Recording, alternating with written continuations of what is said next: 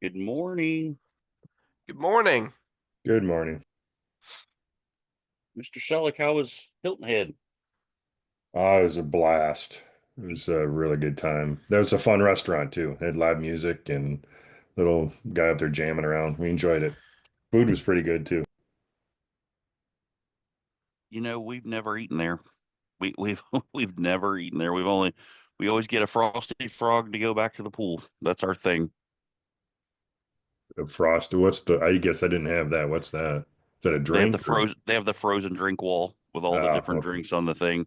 All right. So we'll when we go there, we stay at Hilton Head Motor Coach. So we get on our bikes, we ride them down there, and we all get one in the foam cup. We take it back and we hang out at the pool and enjoy it. It's just kind of our thing. No. When was the last time you were there? December. We went through there in December when we were on our way up to um Asheville. Very cool. We love Hilton Head Motor Coach. It's one of our top three RV places in the country. It's amazing. It's a great, great resort. Jason, do y'all do a ton of traveling or do you spend most of your time in Florida? No, we're leaving here tomorrow, and we're going to Alaska for the summer. So we travel full time. I mean, that's all we do is travel. Okay. So I've got so my grandparents did the same thing. They actually just sold their motor coach. And but are you part of the Open Roads fleet card thing? Hmm. Okay. I I am. was I was about to say if you're not, you need to. Yeah, funny enough, funny enough, we had a call with them yesterday, and they asked us to do an affiliate with them. Oh wow. We've been using them for a while, probably 5 years. Oh wow. And had I done that in the beginning, I probably wouldn't be paying for fuel right now. They give you a little kickback when people sign up. Hey, Hmm. Is your sorry, I had to sneeze. Didn't want to sneeze in your ear. So, but yes, we had a call with them yesterday, and I mean, obviously, anybody that's traveling that has a diesel, you're crazy to not. I mean, I've saved as much as 75 cents a gallon on diesel fuel. Hmm. That's so I've got a diesel truck that I drive around all the time. And I just use it for that. And Hmm. my grandparents, they did it for their motorhome. My other diesel truck, I got it when I got that truck. So, and it's like I save typically about 20 bucks a fill up just on my truck alone. Yes. And I was like, I don't know. I never asked my grandparents what it saved them on filling up the motorhome, but I can only imagine it's 100 bucks or so. Yeah, it depends on, obviously depends on how big it is and where you're at and whatever, but fuel actually has gone down. I mean, for the first time in years, I was paying almost under $3 for it here in Florida, which it's been more than 3.50 and sometimes over $4 a gallon for the last several years. And it was down to 3.09. I wonder what it is today. So I have to put gas in our bus tomorrow when we leave, just as I a just side. filled up for 297 like about 5 days ago. But I live right off 85, so Yeah. I've got nothing but truck stops all up and down. So it's not hard for me to find a place to fill up. Yeah, Hey, it's still when $3. we were in the marina in Hilton Head, there was one of those big yacht boats filling up. And I walked by the pump and looked at the dollar amount, and it was over 800 bucks.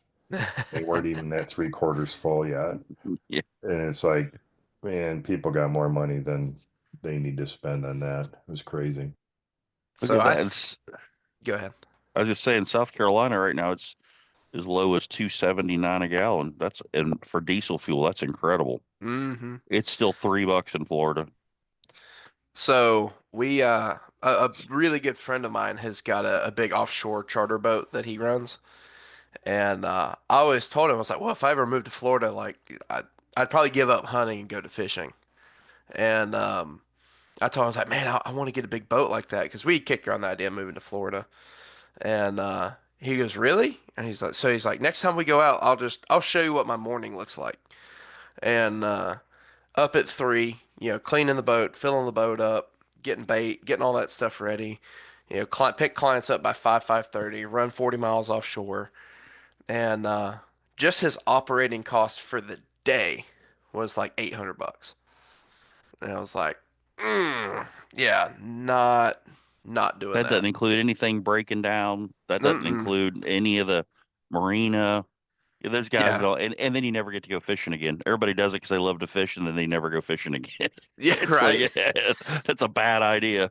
Yeah. Right. So, all right. Good morning, everybody. Sorry, we're just having some idle chit chat while everybody's logging in here. We'll go ahead and get started with some wins. We'll start with you, Mr. Selleck. What's some wins for you? Good morning, everybody. Wins for me. Had a little break last week and took some time off and went to Hilton Head, played some golf and fished and that kind of stuff with some good friends. And got back at it on Tuesday when we got back. And I have a closing tomorrow on my commercial property. Finally, that's going to rock off tomorrow. And just chopping wood, carrying water, as they say. Attaboy. Shook. Dave was in Hilton Head. He went to the Frosty Frog, but he didn't get a Frosty Frog. He went there. He's like, the food was great. I'm like, I didn't even know they serve food. It was a gin and tonic. Are we talking about the same place? I'm not Yeah, sure, but we are. I didn't That's see any awesome. frozen wall, that's for sure. That's awesome. Connor, what's the wins for you? Um, Probably in the last week, I've pre-qualified. Let's see here, one, two, three different buyers I picked up from cold calling. So things are picking up for me finally. Attaboy. That's really awesome, man. You have made astounding progress in less than 30 days. You realize that, right? Yeah, I was talking to my wife about it last night actually, and she was like, you're busier than you've ever been. I'm like, I don't feel like I feel like I'm not doing enough. He goes, no, you're busier than you've ever been. So Just it's don't stop doing the activities. no, absolutely not. David, good morning. Good morning. So, win for me this past week, really just working on getting my goals together. Sat down, wrote a bunch of goals, worked out a schedule for myself to keep me on track with what my true priorities are. Something we've talked about on this call is it's easy to start chasing rabbits to stop prospecting. And, realizing that I set up a schedule that's time bound to help keep me in line with what my goals are. That's awesome. Amanda. Good morning. Wins for me. We had we had a garage door issue. I had the property that it's scheduled to close next week, but when the buyer did their final walkthrough, they locked the garage door before repairs were complete. Anyway, the seller went back over and opened the garage door, but it was locked, so it crumpled it, and that was a hot mess. But we were able to to resolve that issue, so that was a win. Putting out fires. I told you I've built a relationship with the mayor and the town next door, and he sent his aunt to me that's looking to buy two properties. So that's a win, and I got my big listing live. That a girl, and you're getting after it. I Yeah, am proud of you. thank It's amazing what happens when you show up. You know that? Like you're like Corey. You can turn your business off and on better than anybody I've ever seen. you. It's incredible. I'm proud of you. KP. Good morning. A win is I was out of the gym for a week because I hurt my quad, but I went back yesterday and it was modified, and I was frustrated with myself because it was slower and I got tired faster, but I did it. And today, like headspace wise, I feel so much better. So I'll go back today again, and I just have to remind myself like it's okay to modify. It's okay that I wasn't doing what I was, but I'm doing something. So that's my win. It's 100% better than sitting on the couch, Yeah, totally. And no my matter head what you feels do. it. Yeah, and I can feel it. Like I was just I think everybody appreciated that I went to the gym yesterday. They're like, Mom, you should probably go to the gym. Yeah, I went in the evening, which I don't usually do, so I couldn't help with dinner. And I told my husband, I was like, I'm gonna miss dinner. Is that okay? He's like, bye. Yeah, Go that's ahead. a great idea. I'll call you Yeah. an Uber. Super cool. Roxanne, good morning. What's the wins for you this morning? Morning. Can you guys hear me? Yep, you hear you great. Okay, sorry, I'm always driving. Well, some wins for me this morning. So my house, Teresa and I sold my house, and it does close on May 13th. So Awesome. No, Roxanne froze. We'll come back to you, Roxanne. Alyssa, good morning. Good morning. Um, I just listed two absolutely adorable houses. I'm very happy about. I'm going out with a buyer today, and I have a couple more that I'm working with. So I'm starting to get some momentum. I'm feeling pretty good. That's awesome. You've had quite the distraction, so anything consistent is good for you. Thank you. How's Matt doing? Good. Good. Fingers crossed. That's awesome. All right, Roxanne, you're back. You're moving Oh, around. sorry. No, you're fine. Oh my goodness. Did y'all hear any of that? Just, I heard you say you got your house under contract. That's what I heard you say. And it oh closed my goodness. May Yeah, 13th. so my house is on the contract. It's closed on the 13th. And it's a big 50 square foot house with just me in it. So the kids off to college and they're going. So looking forward to downsizing. And this gives me the opportunity to be a full-time real estate agent, in which I have been wanting to do for a very long time. So I'm excited. I don't got to get out there in that corporate world with that hustle and bustle. So thanks to the help of Teresa, I'm on my way. That's awesome. I love it. Kim, good morning. Can you hear me? Yep, we can hear you great. Okay. I'm sorry. I'm trying to get out the door. Yeah, You're fine. I have a closing this morning, so that's good. I met with that seller last week for the express offers. It didn't quite work out the way that I want, but he did talk to me about getting his house cleaned up and getting it ready to maybe even put on the market. And it won't be for a while. And he's interested in buying something on land, maybe out here at the end of the year, the summer end of the year, and would I be able to help him with that? And I thought that was a benefit. And then one of my sphere people that I've kind of kept in contact with for a while, I talked with him yesterday, and he may actually have two houses for me to sell at the end of the year. He's considering for sell by owner, and we had a conversation about the benefits of using a realtor, and seemed like he was open to that. So those are wins. Man, that's huge. Great job, Kim. Connor, is it Harriet? Is that how you? Yeah, it's Harriet. Okay. Good morning. Good morning. Yeah, I honestly, the win for me this week was working on my schedule with Tristan and getting it down religiously, and I feel like my productivity has gone up because I've been sticking to a schedule, doing stuff I don't want to do, but still doing it anyways. And I've seen some good results, like, getting some buyers on the phone with me, and also some potential sellers, and farming neighborhoods for listings that I might be coming up with. So just a lot of different opportunities that I never would have thought, because I'm, surrounded by some good people. Man, that's awesome. That actually give me chills. That's super cool. Great job. Shug. Morning. I've had some really good wins with my YouTube channel, my mortgage YouTube channel. I had another person click and set time on my calendar with me. He requested my free smart home buyers guide, and then he emailed me and asked if I could do business in North Carolina and Maine, and I can. I'm in 47 of the 50 states right now, so I could. And then we connected Monday, and he was not the person I was expecting to be on the other end of the phone. You guys, he and his partner are financial advisors, and they manage $1 billion a year of money. And they only work with wealthy families. You have to have a minimum $10 million deposit to work with them. So they have about 100 families and $1 billion that they're managing.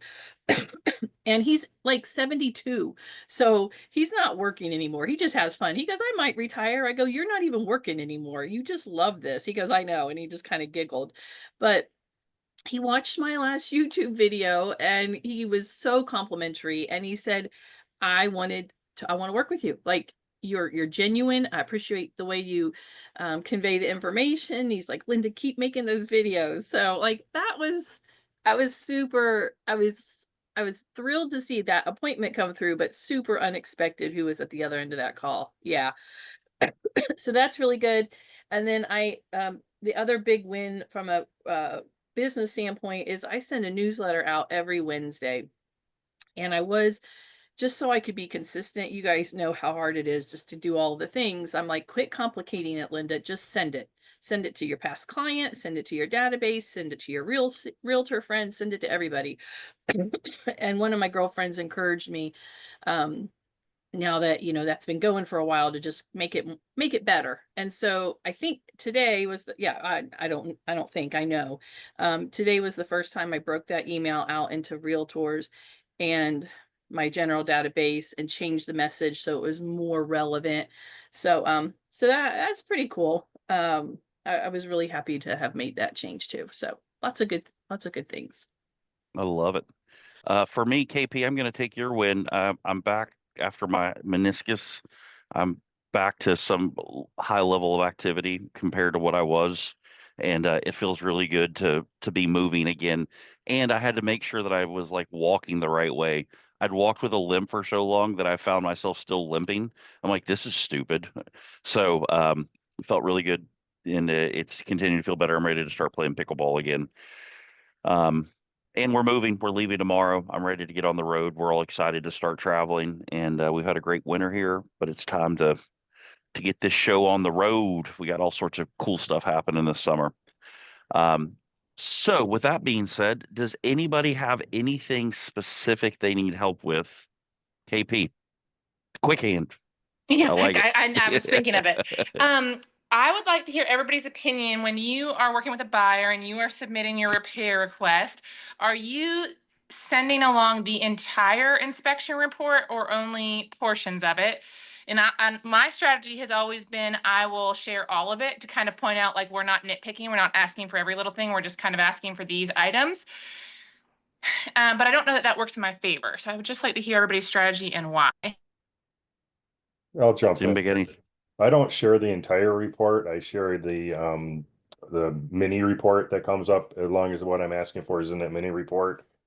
There's no reason to overwhelm them with everything, but usually you get that.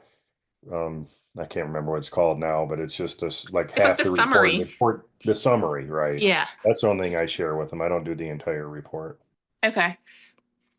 And just because you don't want to overwhelm the sellers? Yeah, I mean, there's so many things on there that, Yeah. don't really pertain to anything. Yeah. If you give them just the summary of it, then to me, it's easier to get the buy done. Anybody else want to share? Yeah, I just I don't share the summary. I normally just share the things that I want repaired. That's an interesting thought that they can see all the things. But personally, this is terrible. But I don't read all that stuff.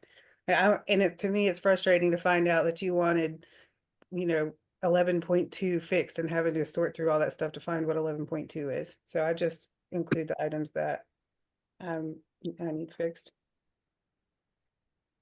And for me, I did what Dave. I just sent the summary because let's not forget that the buyers paid for that inspection report, right? So to send the whole inspection report, I mean, those things there is a level of value to those.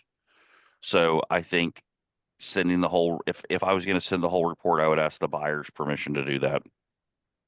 We do have to ask the buyer's permission, and I do. And I recently found out because there was a while that I wasn't sending the full report because my theory was like I was always taught that it's the buyer's like basically their stuff. And so I was under the impression that if like the contract terminated, the sellers could opt to buy that inspection from the buyers, but they could not release it to other agents because it wasn't their property, which I've recently found out from North Carolina Association of Realtors is not true. Like immediately upon you releasing any sort of the inspection, the sellers and the listing agent can use that how they will.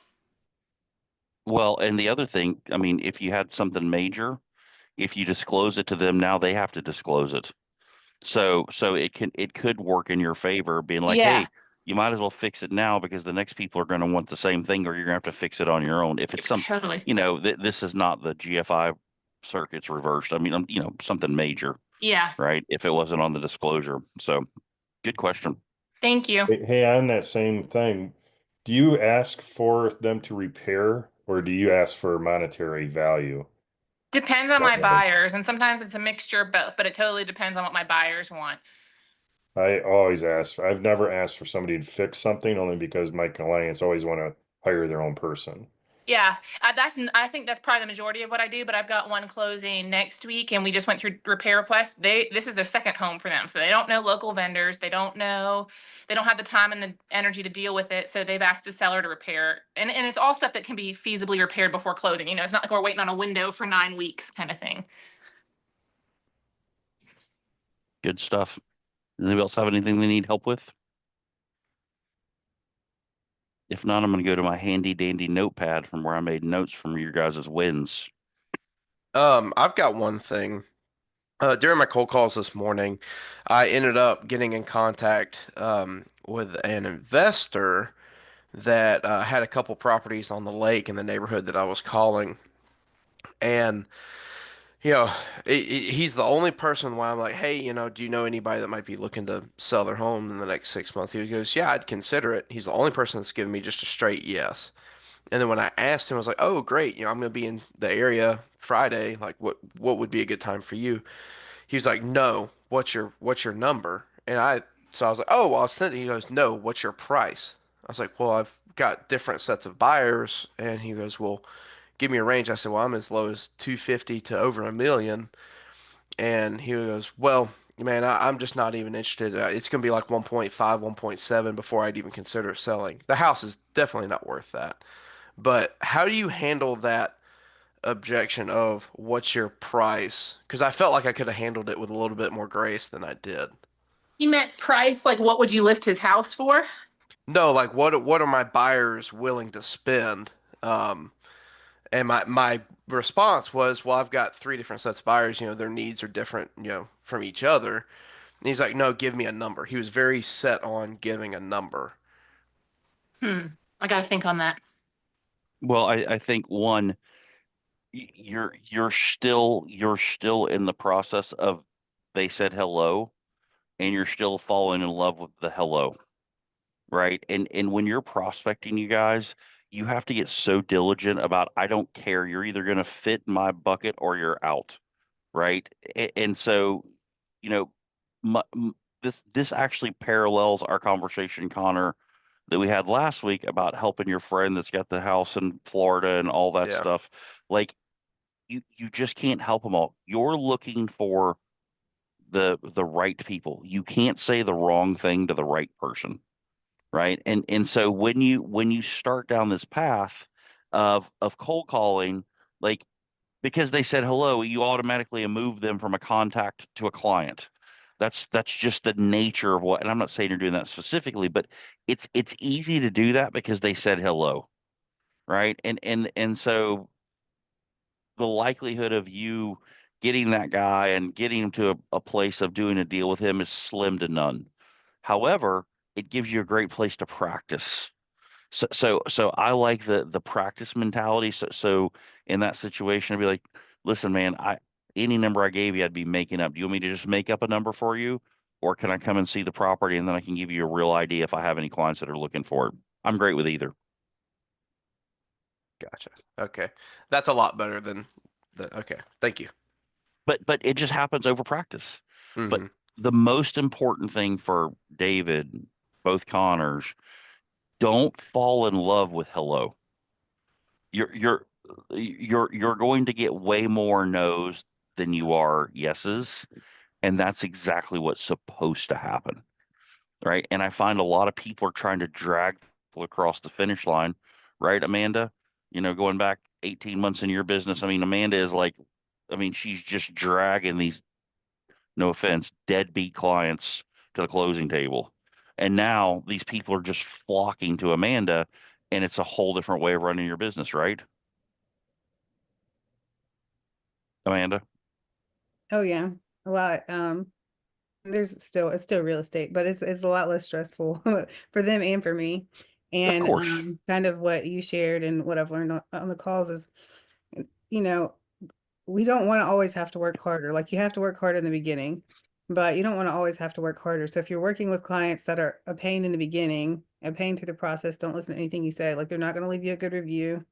They're not going to send you referrals. So you're going to still have to go find new people every day, which you're still going to prospect, but you're making it harder on yourself because the whole, month 6 months, 2 years that you end up working with it, like that whole time is going to be hell. And then there's no benefit other than a couple $1,000s, but it's not exponential growth because they're not going to say anything good about you to help your business move forward. They're not going to send you your friends, family, anything like that because y'all didn't work out. So I just tell people like I'd laugh about it, but I'm like I don't like now that we have to get buyer agency kind of set up in the beginning, and they're scared. I was like, look, I don't want to work with anybody that doesn't want to work with me. Like I only work with people that like me.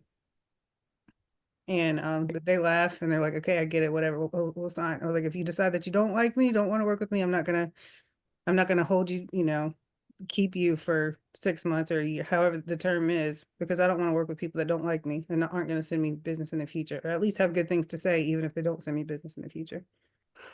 In full transparency, that's not what Amanda said a year and a half ago. She's like, you can fog a mirror. You are perfect. You're just who I've been looking for. Let's go. Okay, so I want to make sure that we're all on the same page.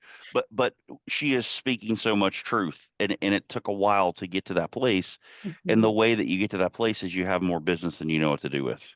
That's how you're in that place, right? So Connor, David, as you're making your calls, you just got to understand.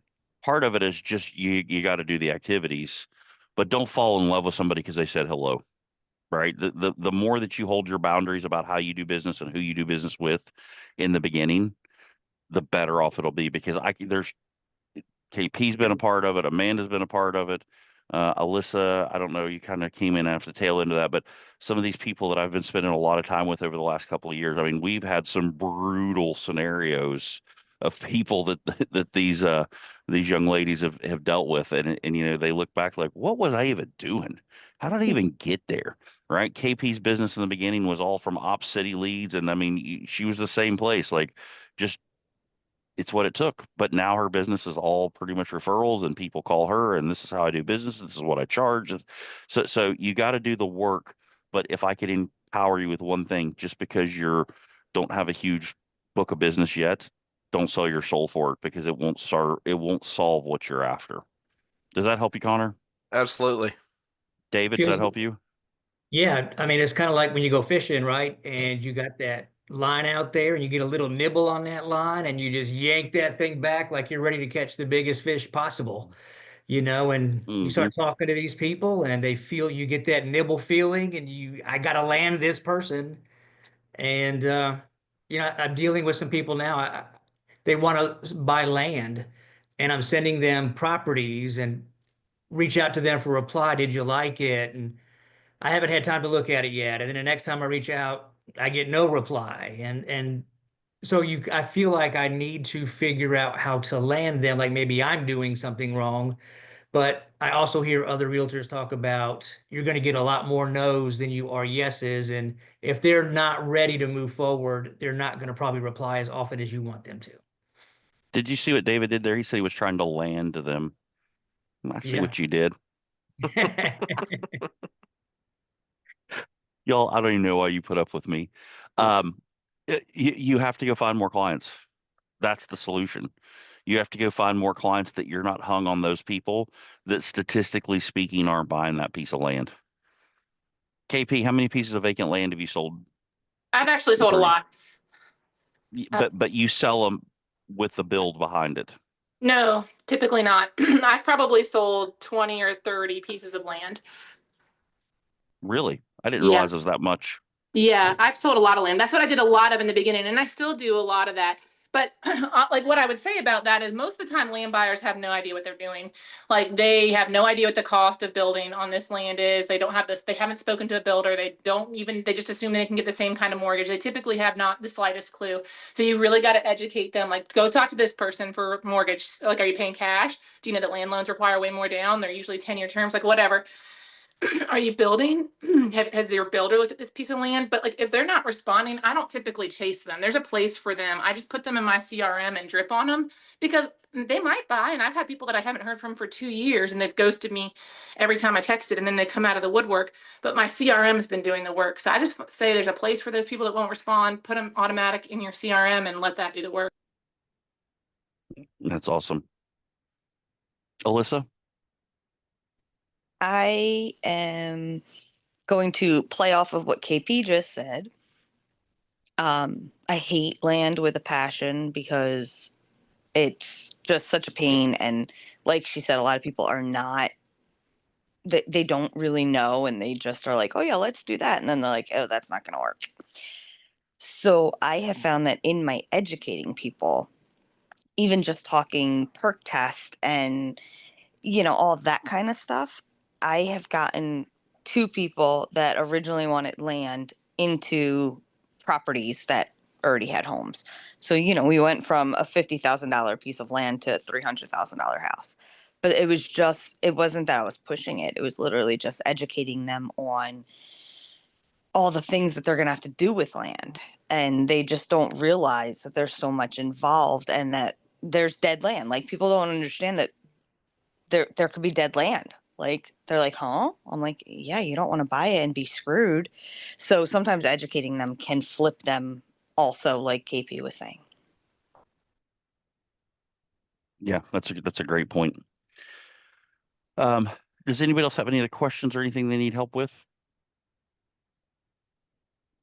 All right, so several of you mentioned your calendar. So David, Connor, Harriet, Connor Davis, let's talk about calendar, because it is the ongoing conversation that every person on this call has had and has and continues to have over and over. So what I want you to understand is your calendar is the building block for your business. It is the building block for your life. And the reason that people don't follow a schedule is because they think it's handcuffing. And it's not. I want you to think of it as a budget, as a time budget. It's what sets you free. So if you want to have time to do something, if you put it on your calendar, maybe it's go to the park, or maybe it's take a day off or whatever. If you schedule it, you're going to see it through, right? But the reason that most people don't see them through is because they're afraid that it's going to hamper them and it's going to keep them down. So Connor, Harriet, jump on, or turn off your mute real quick. So let me guess. Tristan suggested that you get up at the same time every morning. Yes. I actually walked it back a little bit. And he said that you should spend 1 hour a day prospecting, 1 hour a day following up. I don't care when you do it. Yeah. And he said, I don't care what you do after that. Yeah. Yep. Is that close? After 12 is like appointment time. Right. And how long have you been honoring that? About a week now. And how do you feel? Like, just emotionally, how do you feel? I feel good. I feel pretty structured and pretty like not erratic. Like I got to do this and then I got to do that. Like it's like I got to do this and then after that I'll do that. And like before I felt like, if I had to call someone and it would just come up in my mind while I was doing something else for someone else, and I would like get distracted and forget about that. And yeah, I just feel structured and calm. Yeah, and you've already seen activity in 1 week. Yeah. Mm-hmm. So imagine compounding that by a month, by a quarter, by a year, by 2 years. Imagine what happens to your life and your business. Yeah, I'm excited. It's crazy, and it's just that one thing. But everybody struggles with getting their schedule in order. And even once you master it, you'll still find yourself taking a right turn off of it. So I just want to encourage you, like, I don't care what you do, just honor those things that you committed to Tristan that you'll do, and it will completely change your life. Completely. David, what does your calendar look like?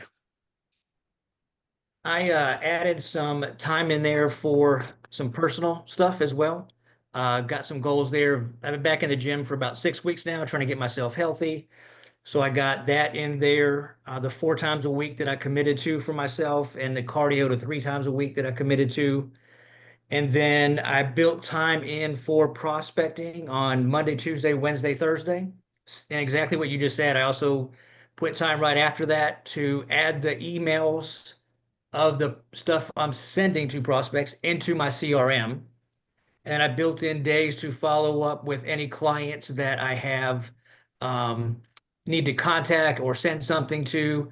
So I built that into it as well on 2 different days. I mean, I'll follow up on other days, of course, but those 2 days I'm doing a deeper dive into people I've been communicating with and are leads for me to see where they're at with different things. Did in your previous career, did you use a calendar? Were you structured? Um, That's a no. no, I didn't use a calendar. I That's should a have. no. Yeah, I should have. Equals no. Just so you guys all know, equals no. I was in my own business. I was with them for 30 years. So a lot of it was like secondhand for me. And I was able to handle multitask a lot because I was so familiar and I was within my own restaurant for over 25 years. So I had a lot of systems and things in place that kind of prevented me from needing that. But right now I definitely need that. Well, and so I want to be very clear, you guys, and this isn't me. You can go research the heck out of this. Multitasking is the least efficient way of accomplishing anything. You need to accomplish one thing and go to the next. And look, you may have a big project and you just need to work on it this much today and then pick it up tomorrow. So it doesn't mean you have to complete it, but you just need to give its space of I need to do X today so that tomorrow I can do Y, right? And some things you can do and complete right away. The one thing that I would say to you is if you can treat your calendar like the expectation of when you were supposed to be at the restaurant, and you can have that rigidness about it because if you had a delivery coming at 1 o'clock, you were going to be there at 1 o'clock. It wasn't like, well, maybe I'll stop and whatever. And so if you can treat prospecting like I got to be to the restaurant at 1 o'clock, whatever your schedule is, and have that same diligence, because what you guys got to know is nobody wants to prospect to begin with. So you're literally going to do everything on the planet that you can possibly think of to justify being busy to keep from prospecting. So if you already know that, that's your hurdle. That's what you got to get over. That's what Connor Harriott is describing in 1 week. He's getting over that hurdle. And by the way, in 6 months, you'll still hate it, Connor. It just is what it is, but you'll love the money you're making. Right. And so like the reason that Tristan is so good at what he does is he hates losing more than he's being unwilling to follow a calendar. He just doesn't want to lose, right? And that's the mindset that you have to have because, when for you guys that don't know, David came from the restaurant business.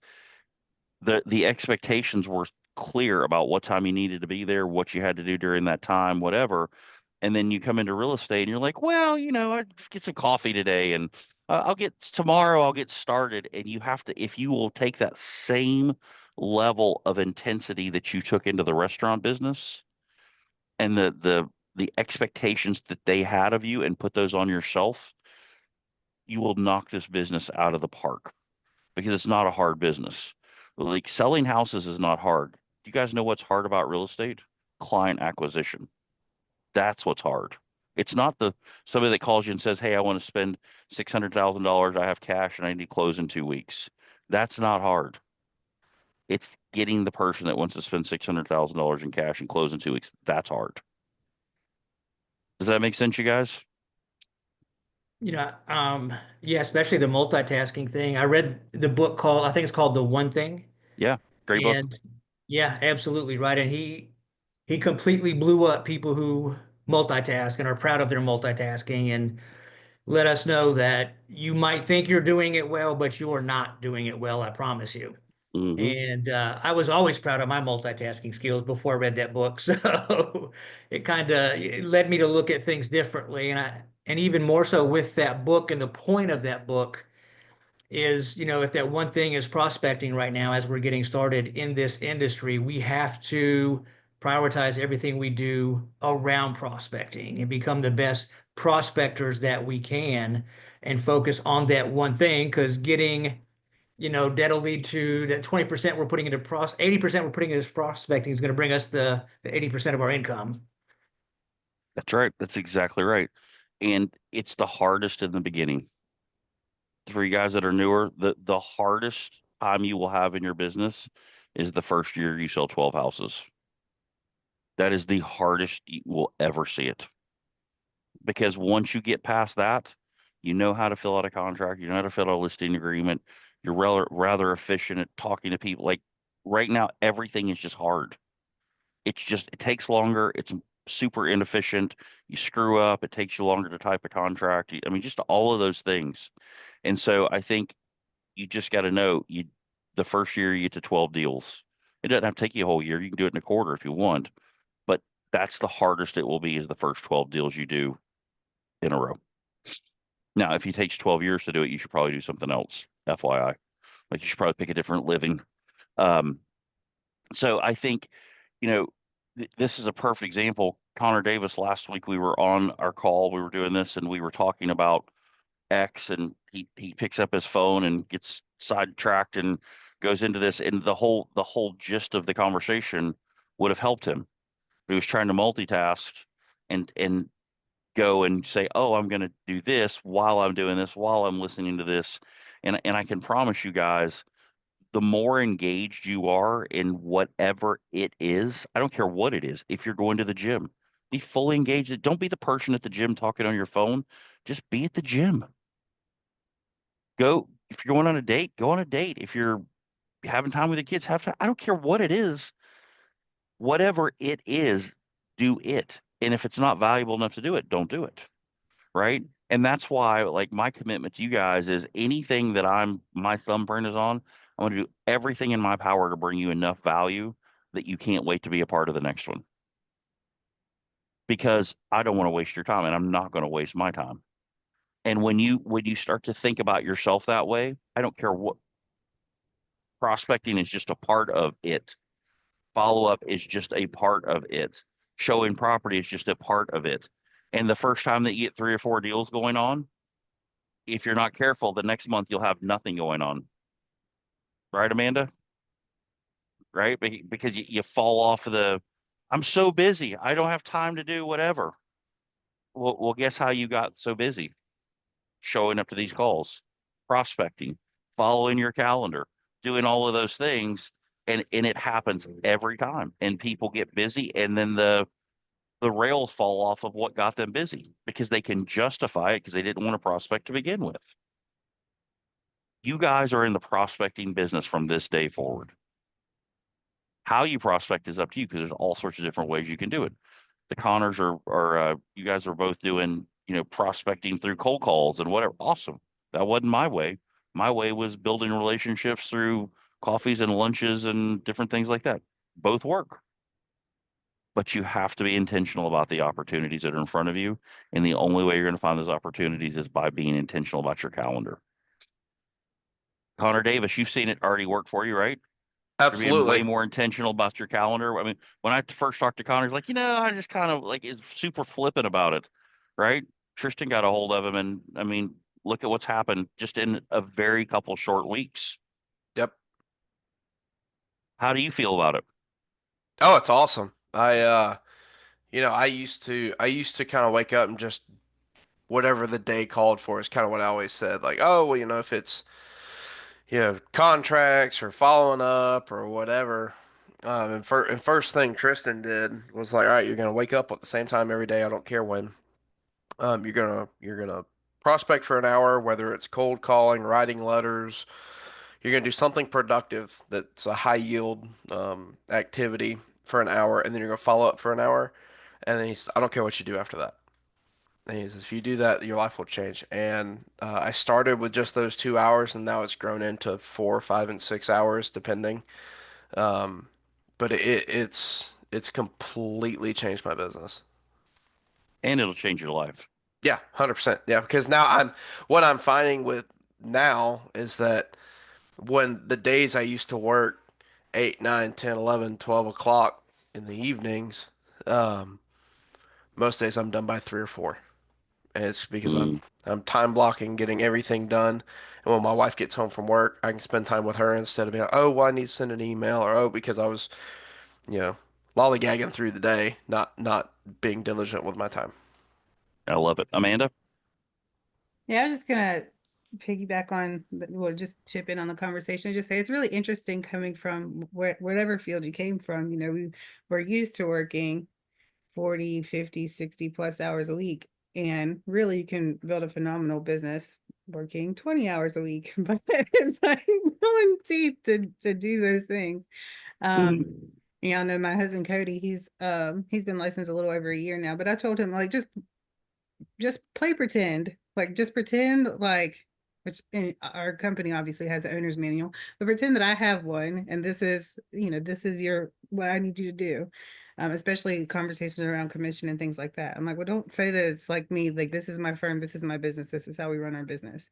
Because it's weird when you feel like you get imposter syndrome if you think about it as yourself. So I just pretend we have the manual and this is how we do things. And anyway, I think that it's helped. But I just find it interesting and still something that I struggle with because nobody wants to prospect. But I've had to do much harder things. I built engines for Honda for 3 years.